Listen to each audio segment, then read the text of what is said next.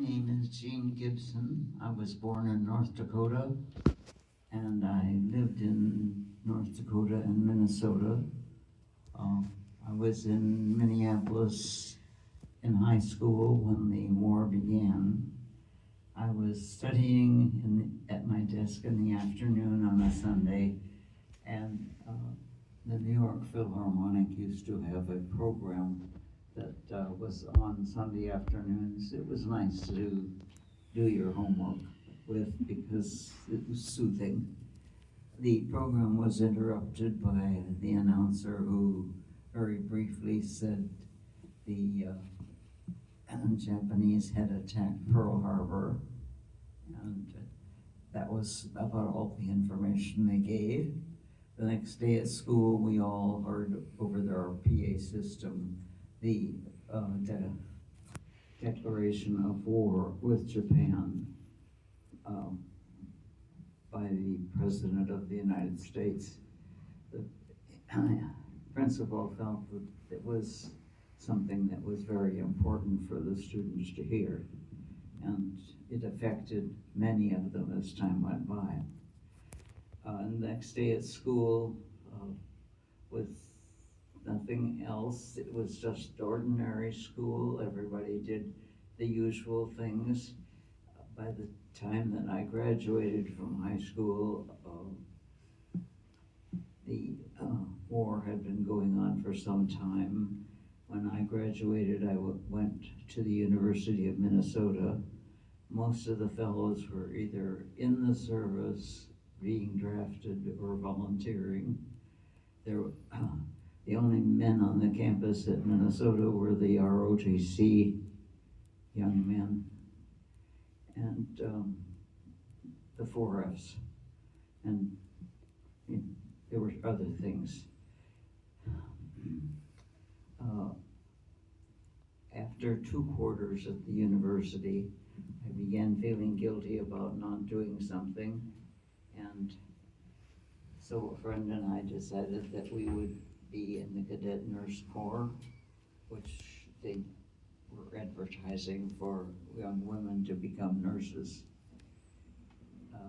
I was all set to become one, signed up and everything, and moving into the hospital when I realized I had made a terrible mistake, that I'm not nurse material, and I had needed to get out as soon as possible. I asked my dad if he would loan me a couple $100 to pay back the government, and he said no, that you can't be a quitter. You signed up for this and you need to do it. I should add that my father was a personnel director for a large corporation in the Midwest, and so his views and mine differed. I borrowed the money from someone else and moved out of the hospital, but I did continue the academic part of the training. The first part of the nurses training was a spring quarter at the University of Minnesota. Anatomy, physiology, physiological chemistry. They were wonderful courses. I continued them for the units, and just wasn't with the nurses at the hospital. At the end of the spring quarter, my friend and I decided that we would look for a job with, government, not with government help, but to help the government win the war. And she and I went to Seattle via Greyhound, found a place to live in a private home, and talked with the landlady about the possibility of where one should look for a job, for government job, well, a wartime job. She said in Seattle there were 2 possibilities. One was the Boeing making of the airplanes, and the other was the shipyard, Todd Pacific Shipyard. And then she said, the shipyard pays better. And so my friend and I went down and were both hired by Todd Pacific Shipyard, Seattle Division, as welders, sent to school for 2 weeks, learned much about welding. The gear that you've heard described is what we are wearing. My hair was long and I braided it with colored ribbon. And after 2 weeks and lots of advice from people, one of the advice was be sure to wear a pair of flannel pajamas under your regular clothing as an extra layer because it's cold on the waterfront here, much colder than San Francisco. They were right. First paycheck went, each of us got a pair of long johns, 50% wool, and got a second pair as soon as we could afford it. The shoes that we wore were shipyard boots. Men and women wore them.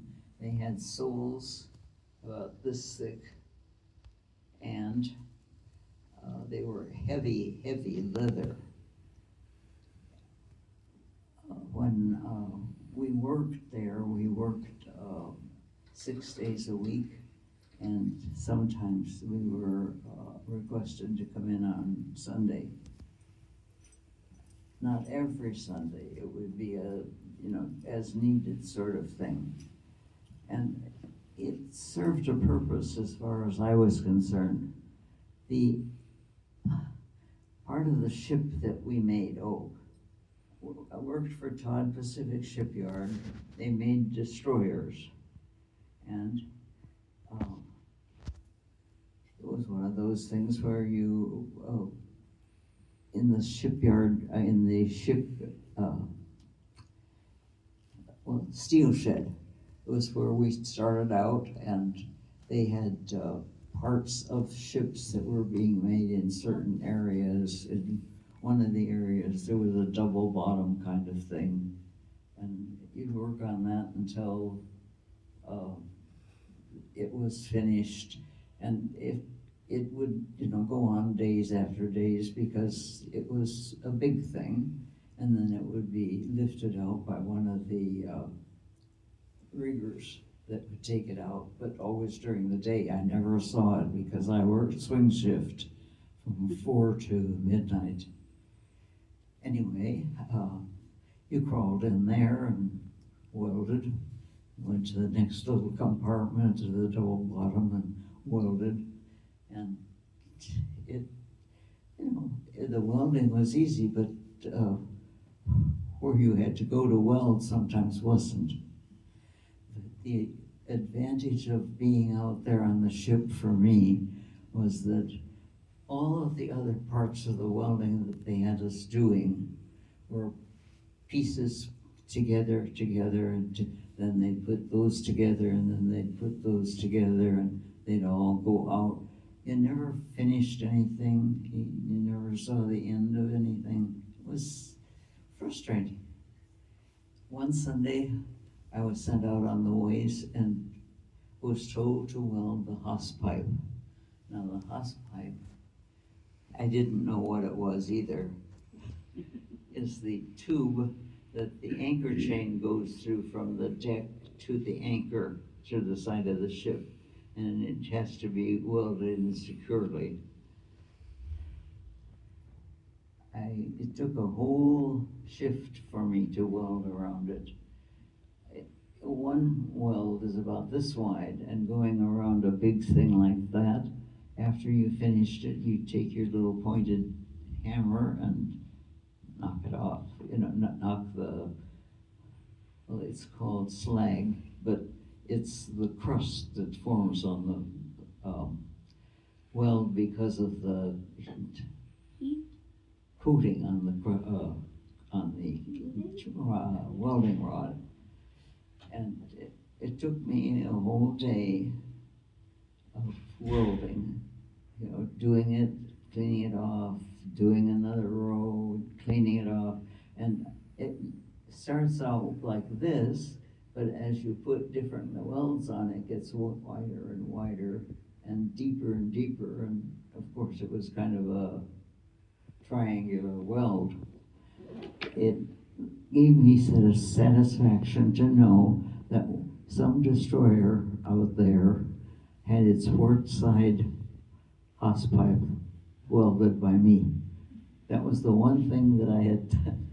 All the other things were, part of this, part of this, part of this, do this, and psychologically it was important.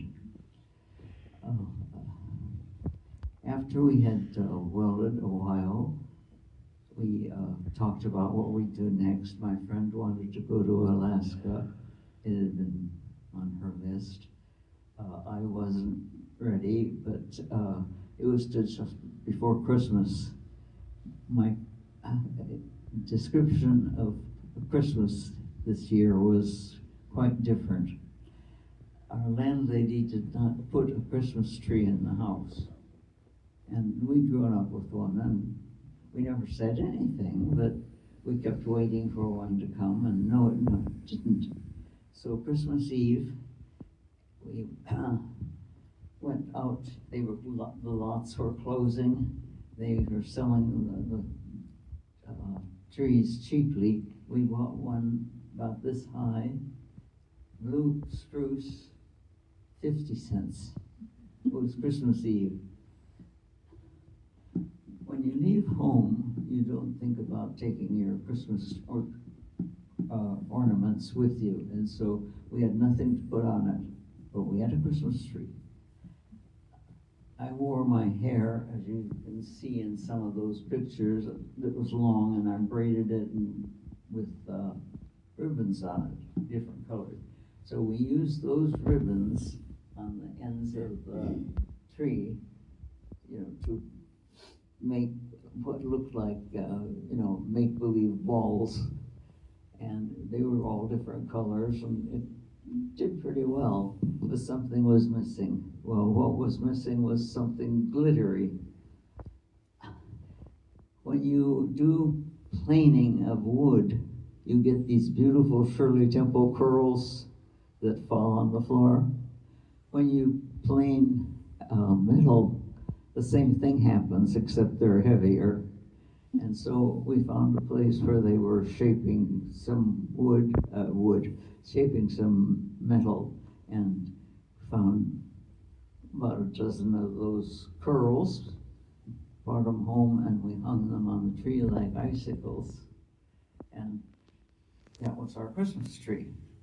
It was years later that I finally wised up. The reason the people didn't have a Christmas tree was that they were Jewish.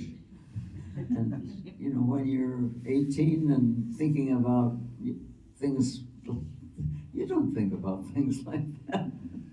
Anyway, after Christmas, my friend kept begging to go to Alaska. A friend of hers had a job up there and had one saved for my friend. And so finally, we talked to our landlady and said we were going to go to Juneau. And she said, "Do you have a place to stay?" Well, no. Go to a hotel and get a room for a night and then go looking for something. Well, she said, "I'll call my husband." She called him, and we were very grateful later on that she had. When we got up there, Alaska was a territory of Alaska. Juneau was the capital, and the legislature was in session.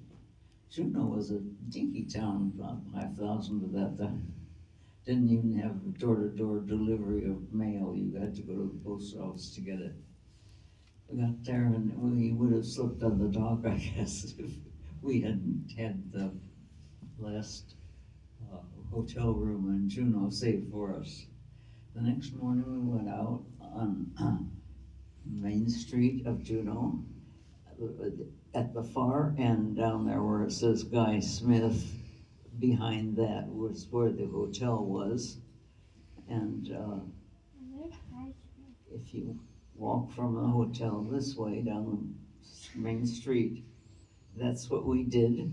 Came to this building that had 4 totem poles in front.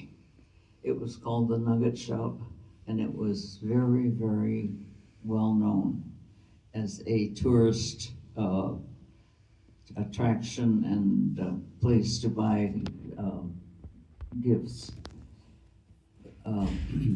They had gold nuggets for sale, gold jewelry, Alaskan gold, and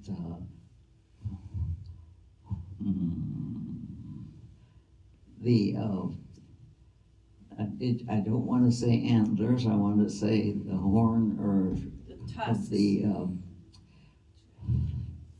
walrus tusks that had been scrimshawed by the people, and beautiful, beautiful Indian baskets for sale. Not cheap, I mean, it was quality merchandise. As we talked to the woman inside, she realized that we were new, and she said, "Do you have a place to live yet?" And we said, "No," and just arrived. And she said, "Well, I have a furnished apartment upstairs. Would you be interested?" That was unheard of at that time. People had waited months for apartments, and sometimes even years. We went to the hotel, got our suitcases, and moved in, and the next day we went to the local hiring places. My friend got her job with the Forest Service that was promised, and I got a job with the Army Transportation Corps. In Juneau, it was a sub-port of embarkation where they sent men and supplies to war areas. And the war had moved much to the Pacific. They needed materials for building things for to live in after they captured the islands. And so my job, and I was hired specifically for this, was to put together the manifests and the hatch lists for the ship. The first one, because it was a government thing, and the government is very persnickety, took from 8 one morning until 3 the next morning, working straight through. After that, it was a snap, but the first one had to be done exactly right.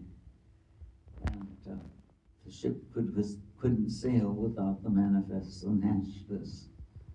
For those of you who don't know what a hatch list is, there are about 4 or 5 holes in the ship down to the bottom, and things are loaded in there, but they have to know what's where, so that when it gets to where it's going, they can be methodical about unloading it.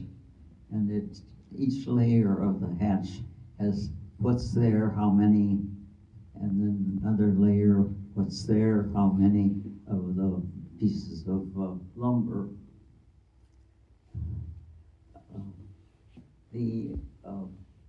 Working at the subport, I worked with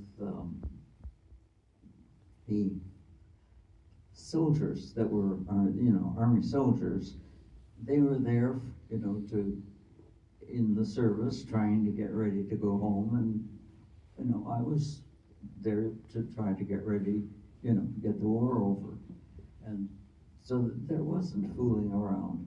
It was pretty much just, and everybody the men all had dog tags, and maybe one doesn't have a service number, but it has my pass number on it. The first ship that we did was going to a place codenamed Vive, V-I-V-E. It turned out it was an Oatok. I was in Juneau when the war ended. Remember we were on the front of the nugget shop building looking down on the main street, and the servicemen were all celebrating the war being over. What happened was the enlisted men were cutting the ties off the officers that were there, and they were all having a good time.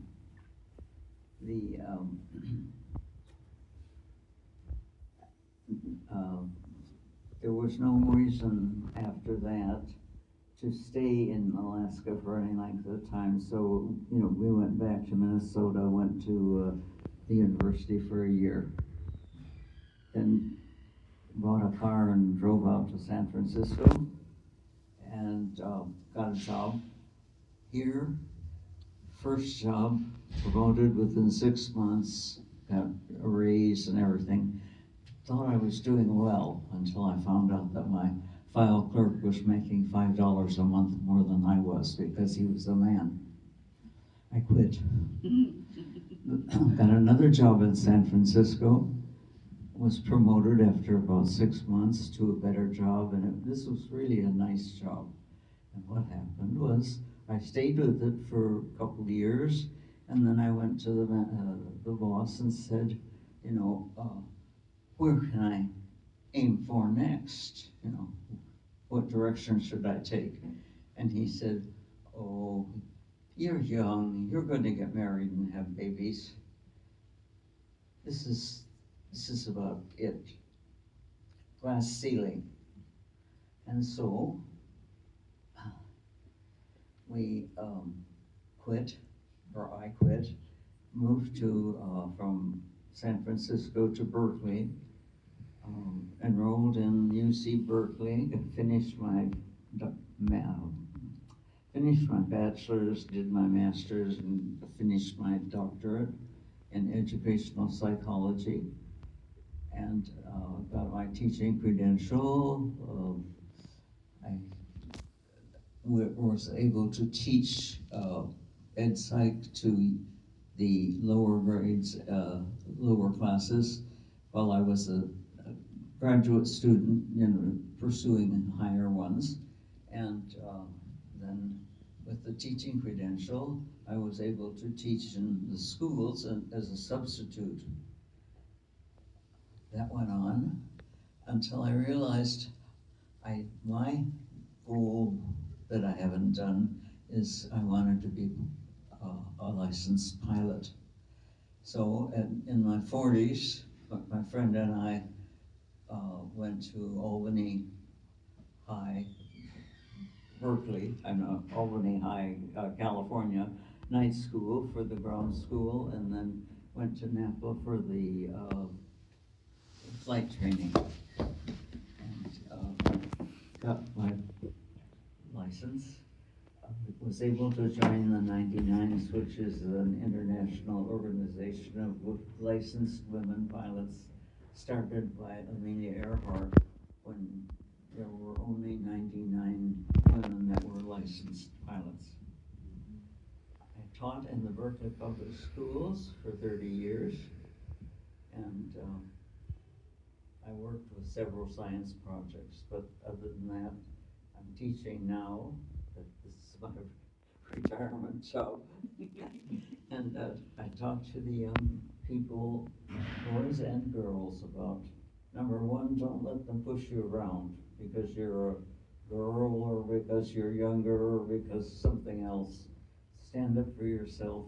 Nobody else is going to. And also, if you want to get ahead in any kind of business, anything that you're doing, get more education than the next guy.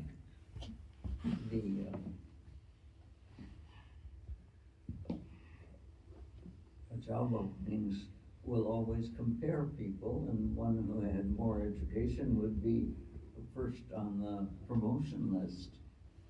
And last of all, you can do it.